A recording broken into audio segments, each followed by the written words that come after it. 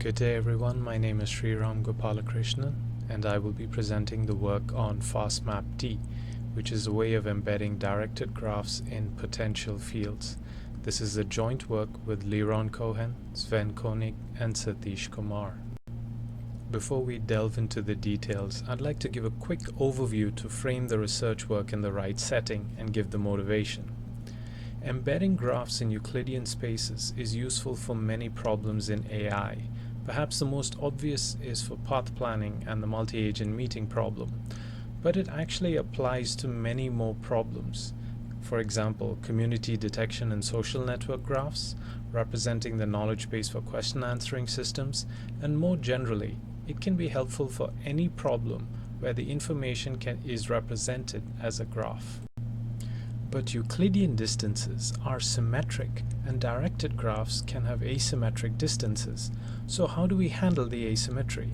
The idea is to learn a potential field function and overlay this on the embedding space as illustrated to account for the asymmetry.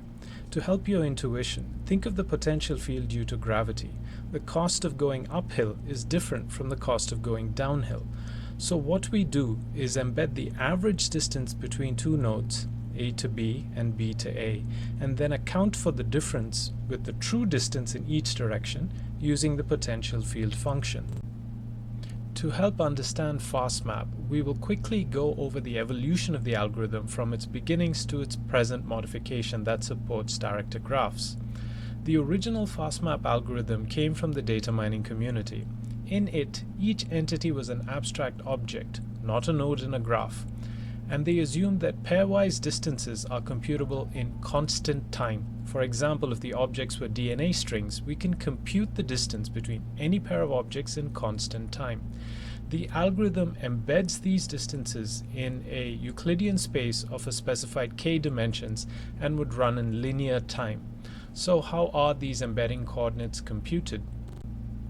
Let's start with the coordinates for the first dimension. We first heuristically select 2 points A and B that are far apart.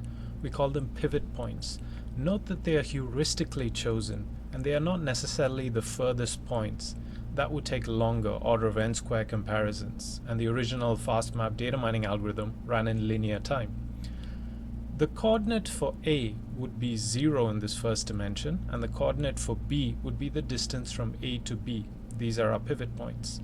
Then for every other node I, we use the distances to the pivot points to compute a coordinate value xi as a perpendicular projection onto the line between A and B as illustrated. Not all of the distances between nodes is accounted for in this first dimension. This leads us to the recursive step in the algorithm. To understand the recursive step, let's take 2 points I and j that are not the pivot points. Part of the distance between them is captured in the first dimension, which use the pivot nodes A and B. The remainder is projected onto the hyperplane perpendicular to the first dimension, and this residual distance is computed by the formula shown. Note that the distance between A and B is fully accounted for in the first dimension, and A and B project to the same point in the hyperplane, which is what we want.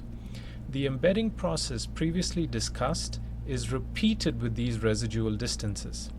This recursive step is repeated for as many dimensions as desired.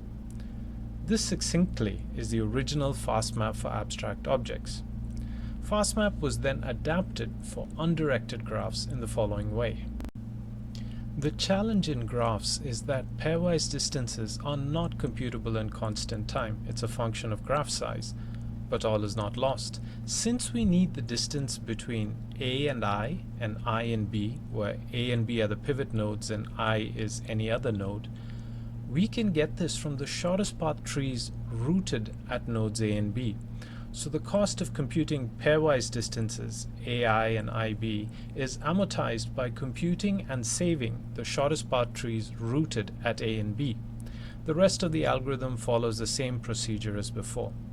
And in this way, FastMap handled undirected graphs. The final and current step in the evolution of FastMap is to directed graphs, and this brings us to the subject of our work. With directed graphs, we have the problem of asymmetric distances between pairs of nodes, i.e. the distance from I to j is not equal to the distance from j to I.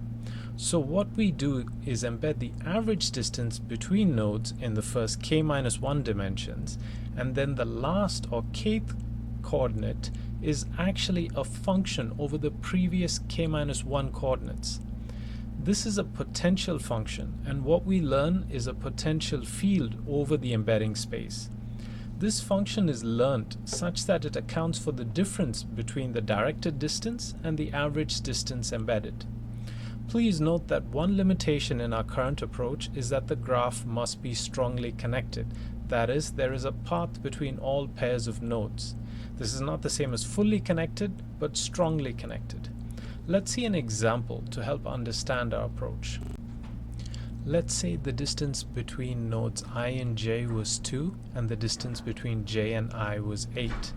The average distance between them is 5, and this is what we try to embed in the Euclidean space using the first k-1 coordinates. The difference in the last coordinate, or the kth coordinate, between I and j is what would account for the delta between the average distance and the directed distance. So if we were going from j to I, the difference in the kth coordinate would be 3. And with the average distance of 5 gives us a total distance of 8. In the opposite direction, from I to j, the difference in the kth coordinate would be -3, which when added to the average distance gives us 2. And that is how we can account for the asymmetric distances. We embed the average distance and account for the difference with a potential field function. The natural next question is, how do we learn this potential field function? In our work, we represented it as a multivariate polynomial with unknown coefficients, where the variables of this polynomial are defined by the previous k-1 coordinates.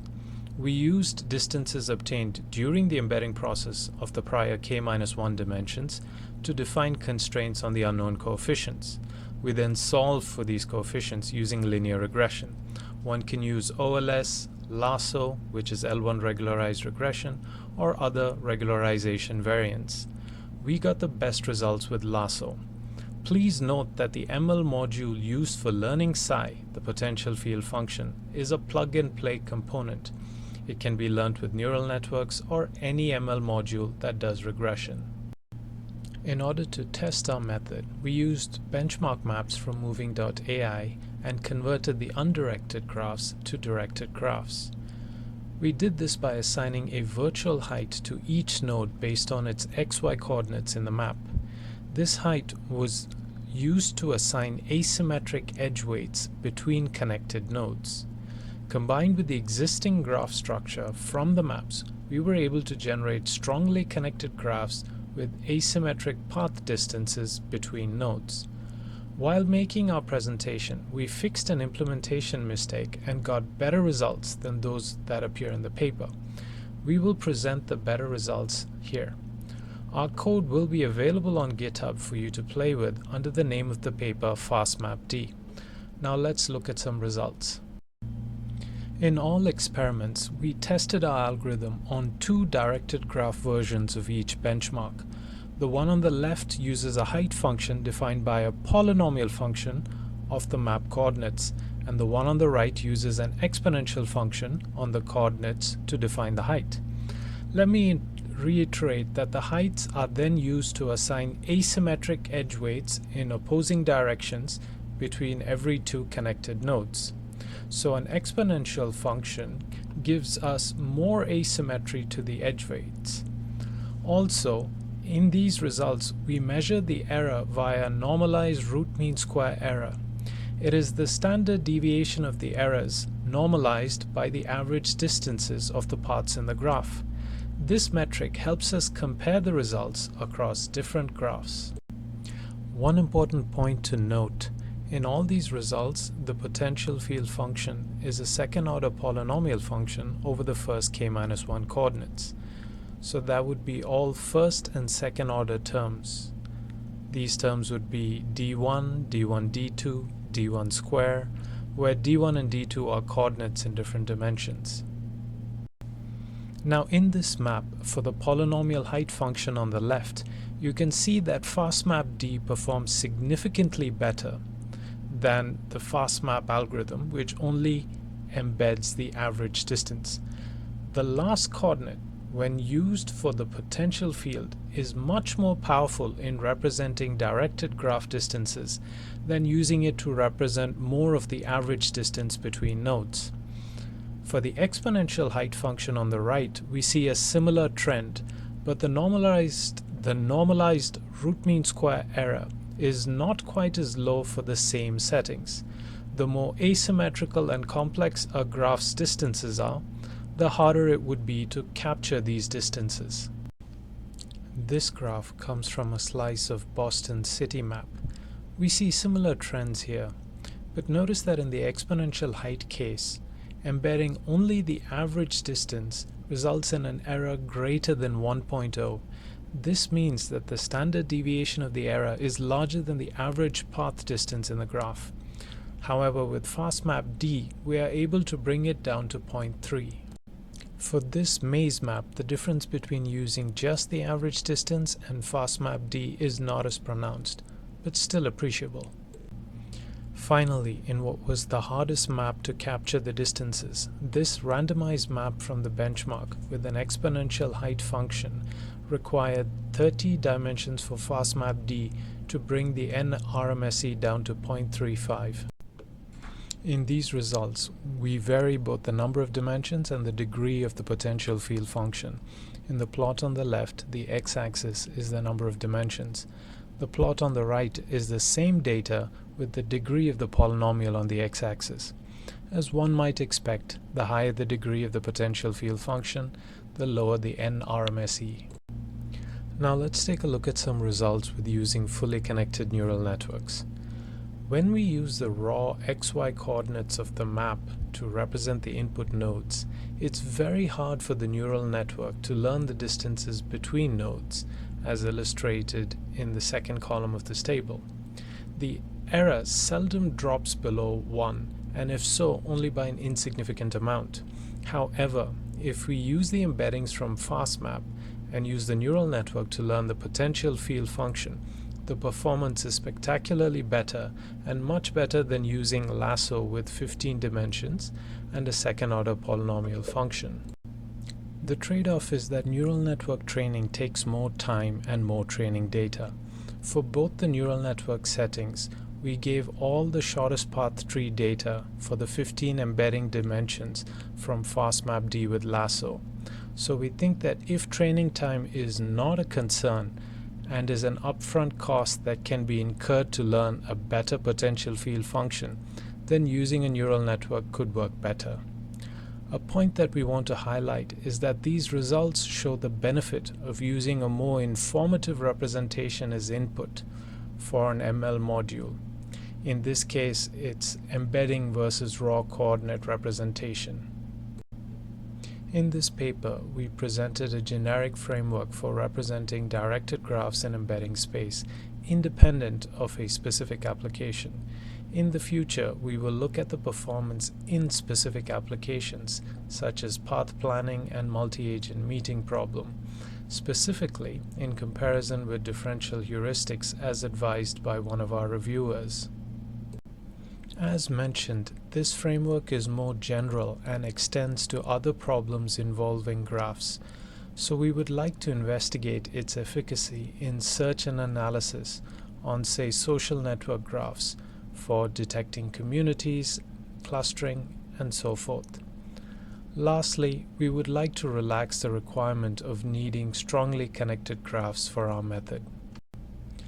In summary, graph embeddings can be used for a variety of AI problems, and FastMap can efficiently embed undirected graphs. FastMap-D is an effective generalization for directed graphs by embedding distances within a potential field. What we hoped to get across in this paper is that our embedding method works for different graph configurations and that the asymmetric distances can be captured well. The output of FastMap-D is a representation that can then be used by ML modules for downstream tasks like path computations and clustering. Thank you for listening to our idea.